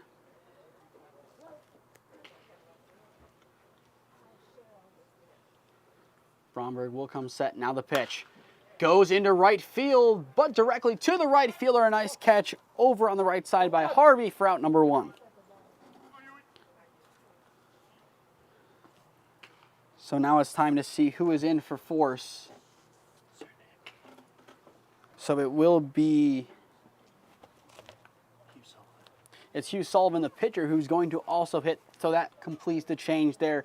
Moved a couple things around. I believe on the EH moved to shortstop. I believe that should be the complete change now. First pitch, didn't want to make contact with it, but did in the end. It's a 0-1 count. Sullivan was the first scoreboard operator of the afternoon. Now it's Sawyer Solitari up here with us in the box, doing a great job on the board. Shout out to him.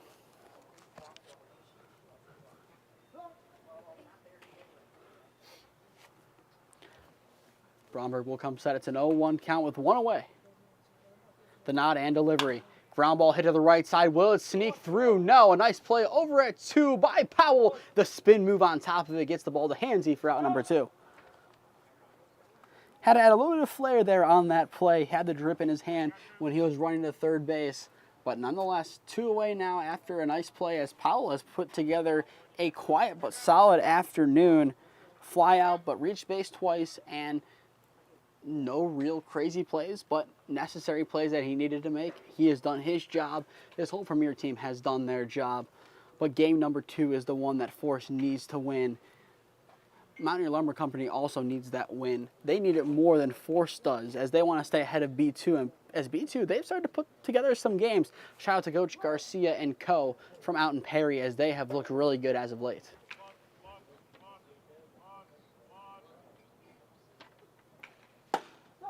First pitch of this at-bat in the zone. 0-1 count to begin this at-bat on Cernak.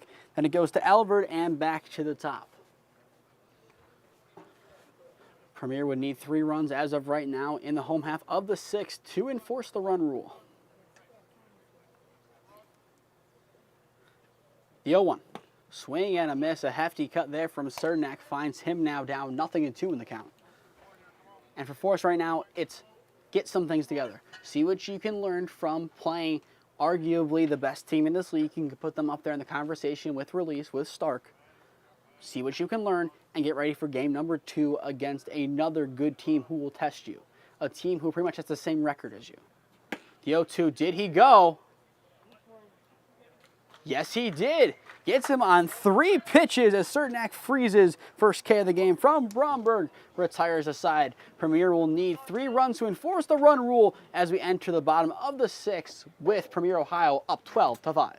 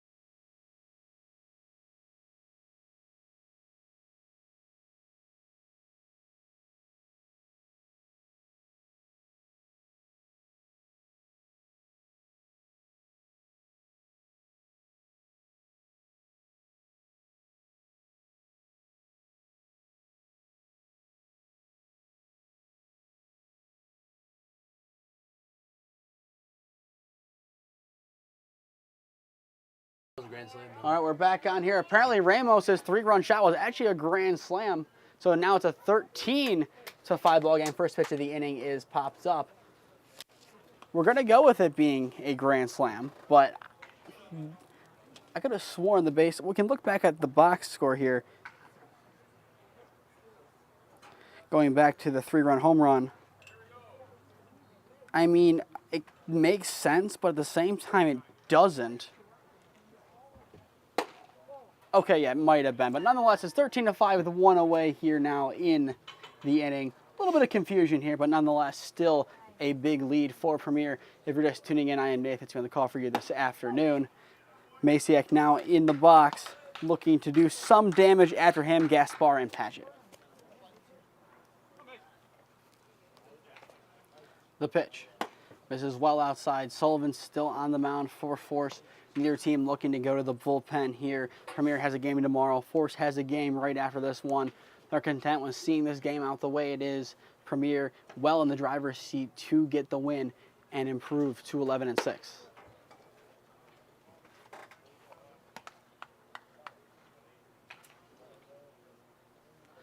Masiak today, thus far, a walk, a ground out, and a fly out. The pitch from Sullivan. Ground ball hit to the right side of the infield. This time it's not going to sneak through. The throw 2-1 is in time on the double pump for out number 1.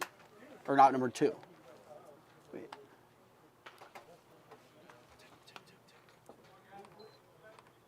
And now with 2 away, up steps Zach Gaspar. Had an RBI single back in the first inning. That has been his main accolade and contribution to the big game for Premier today. The pitch. Fouled away to the left side over Premier's dugout. It's an 0-1 count.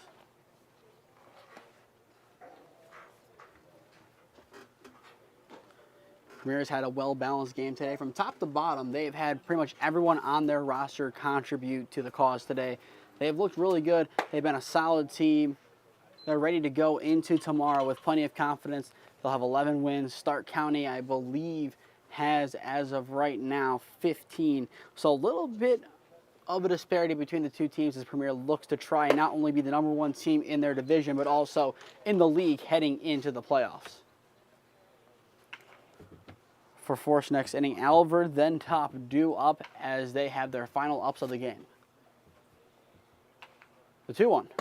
Misses well outside, so a 3-1 count here on Gaspar with Patchett awaiting the on-deck circle.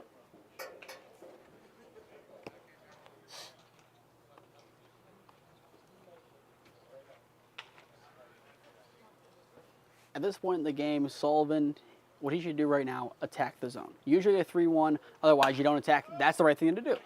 What he did right there. Usually, if it's a close game, you don't want to give him something too good to hit, but it's 3-1. It's a 13-5 ball game. Why not challenge him? Force contact, and that's exactly what he did. Makes it now a full count. Now he can be a little less generous on the pitch and has an opportunity for the K. Doesn't get it. It just sneaks past the catcher, as that will give first base to Gaspar. Good patience from him in the box as well. Had a swing at the 3-1. It was a challenging pitch, made something happen with it, and then ignored the one high and up. He did his job. And now here steps Patchett once again. Hit by pitch, a walk, and a 2 RBI double to his name today. Hefty cut there. Nothing in 1 count. You can even hear the reaction from his dugout. You can tell Patchett is swinging for the fences, wants to join the hit parade one last time. The pitch. Fouled right into the netting. Making now an 0-2 count here on Patchett. He has definitely been aggressive today at the plate. Pretty much swung at every ball close to the zone that he has seen. Don't want to say swung at every pitch. I know last at bat he came out firing on all cylinders, trying just to make contact, but ended up walking. It's an 0-2 count, the pitch. Pops it to the left side in kind of shallow outfield. And caught over at short to retire the side. Nice job by Herman to go over there and retrieve it. End of the inning here in Westlake. Top of the 7 next. Force needs a couple of runs here. They need 8 to keep this game alive. It's 13-5. Premier well on their way to win 11.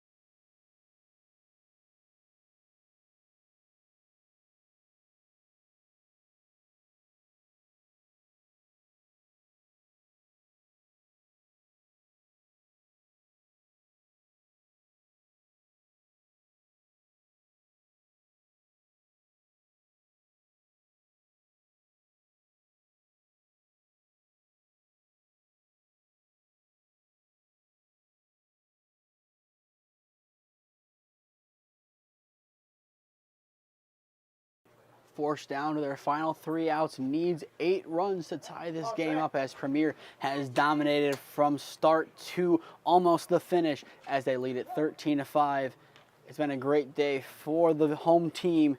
Technically the visitors, if you look at home facility, as their home facility is Brunswick and Westlake's facility belongs to Forest. But nonetheless, the home team in this part of the doubleheader, they have looked really good, and a big reason why their catcher, Ed Ramos, 2 home runs, a grand slam, and a 3-run shot, 7 RBIs today, has basically been the difference in this game.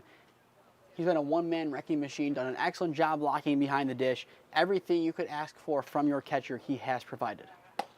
Excellent curveball in the zone there from Bromberg, who looks to close this game out. Has Alvord, Freyhoff, and Walker to deal with before Premier can celebrate win number 11. The pitch. Curveball dips out of the zone on the break. They'll even it up at 2-2. Albert had a couple nice plays thus far today, along with a 2 RBI single. The 2-2 chop to the left side of the infield. The ball is rushed. The throw across the diamond is not in time. An excellent effort there on the hustle as Albert reaches on an infield single. That is why you hustle down the line. You look at MLB players, you had Manny Ramirez. He was known for, if it's a ground ball, jogging to first base. You have to commit all the way through, and Albert, because of his hustle, is gifted an extra life and first base. Now up steps Freyhoff so far today, a double, an RBI, and a pop-out. This one skied over to the left side of the infield and caught over by Hansey at, or correction, I believe that's Decker who checked in over there for out number 1. New players at the corners. It's Decker at third and Hansey over at first. He came in around the 5th, and then Decker came in that big 5th inning.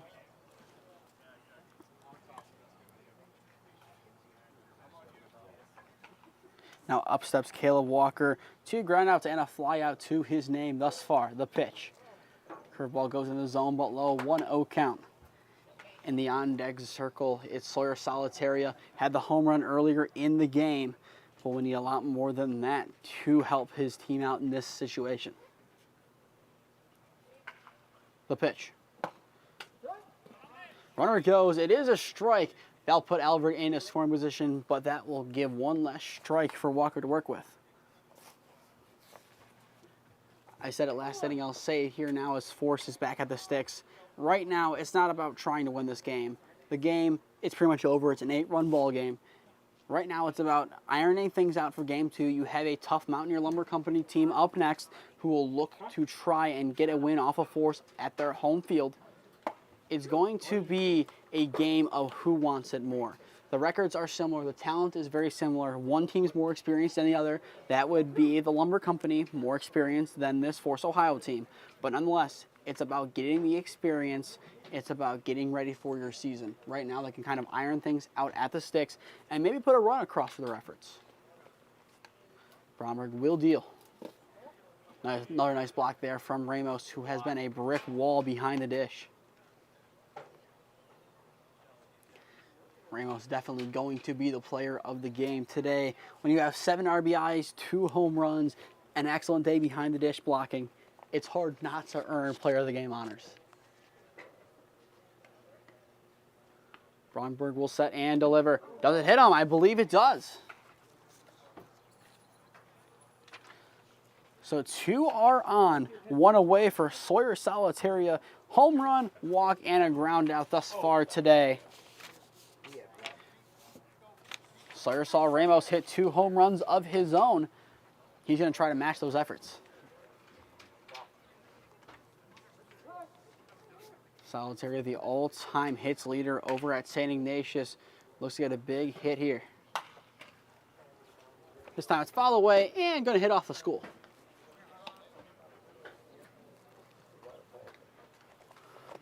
But Sawyer Solitaria, an excellent day today, I believe, so far this summer, around 3 home runs. So he's going to look for another one here. That might have been the pitch to turn on as that curveball beautifully broke into the zone. An excellent delivery there from Bromberg.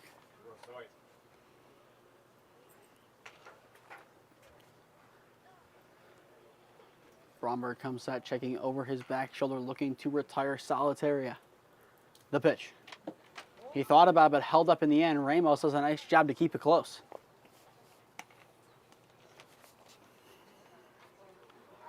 The Mountaineer Lumber Company getting ready right around their dugout to get ready for Game 2 of this three-team split doubleheader.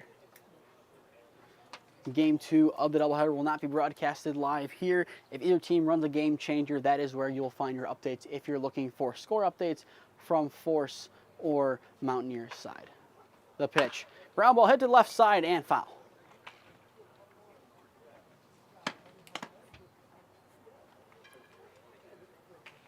Special word of thank you to Coach Mosley and Westlake High School for allowing us to set up here in the press box for today's game and for their hospitality. It's greatly appreciated as we've enjoyed our time here in the box. Ground ball hit to the left side and a foul over to Coach Mosley. He makes the coaching fielding play over on the left side while taking a phone call. Travis Kelsey has his two things at once, but I think Coach Mosley does it a little bit better.